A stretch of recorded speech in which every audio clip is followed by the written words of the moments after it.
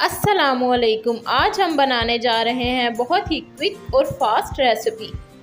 तो आज हम आधा किलो चिकन से इतने मज़ेदार और क्रिस्पी स्नैक्स बनाएंगे कि आपको खाकर मज़ा आ जाएगा।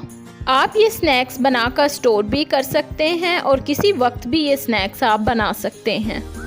ये सिर्फ 5 मिनट में तैयार हो जाते हैं। चले देख लेते हैं हमने ये क्रिस्पी स्नैक्स किस तरह से बनाए हैं। अगर आपको मेरी वीडियो पसंद आए तो लाइक और शेयर ज़रूर कीजिएगा। ये मज़ेदार स्नैक्स बनाने के लिए हमने आधा किलो चिकन का कीमा लिया है। अब हम इसमें डाल देंगे 1 चम्मच लहसुन अदरक का पेस्ट, 4 से 5 हरी मिर्चें और थोड़ा सा हरा धनिया हमने फाइन सा पेस्ट बना लिया है। अब हम वो भी ऐड कर देंगे।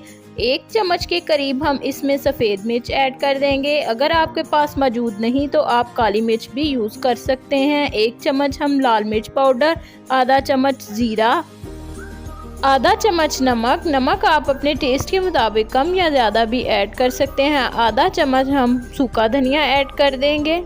बाइंडिंग के लिए 2 चम्मच हम कॉर्नफ्लोर ऐड कर देंगे और शाइनिंग के लिए 2 चम्मच हम ऑयल ऐड कर देंगे और अब हम इन्हें अच्छे से मिक्स कर लेंगे। स्नैक्स आप टी स्नैक्स के तौर पर भी इस्तेमाल कर सकते हैं, बच्चों के लंच में भी दे सकते हैं। ये स्नैक्स बाहर से बहुत ही क्रिस्पी होते हैं और अंदर से बहुत ही नरम होते हैं। ये स्नैक्स बहुत ही कम वक्त में तैयार हो जाते हैं। हल्की फुल्की भूख में आप इन्हें झटपट में बना सकते हैं। ये स्नैक्स हमने चिकन में तैयार किए हैं, आप इन्हें आलुओं में भी बना सकते हैं। आप ये स्नैक्स बनाकर फ्रीज भी कर सकते हैं। जब आपका दिल करे आप इन्हें फ्रिज से निकालकर झटपट से फ्राई कर लें।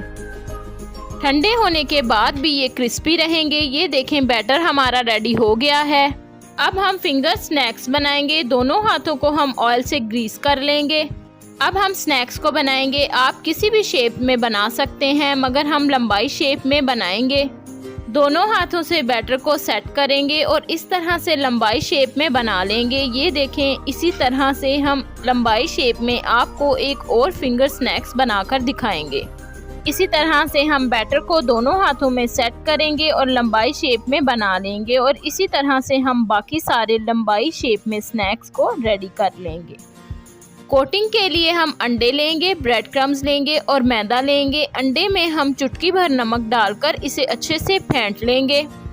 अंडे को हमने फेंट लिया है। अब हम एक कबाब उठाएंगे। सबसे पहले हम मैदे में इसे कोट करेंगे।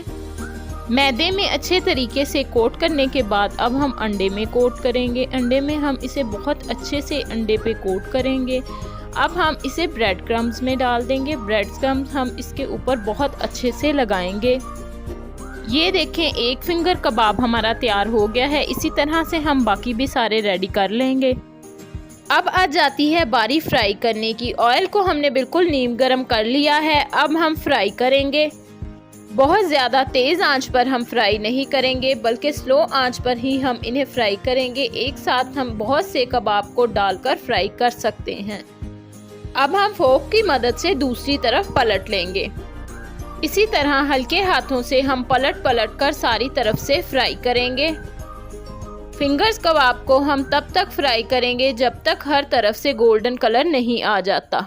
हल्का गोल्डन कलर आना शुरू हो गया है। हम थोड़ा सा डार्क गोल्डन कलर आने तक फ्राई करेंगे। ये आप देख सकते हैं कितना प्यारा हमारे फिंगर कबाब का गोल्डन कलर आ रहा है।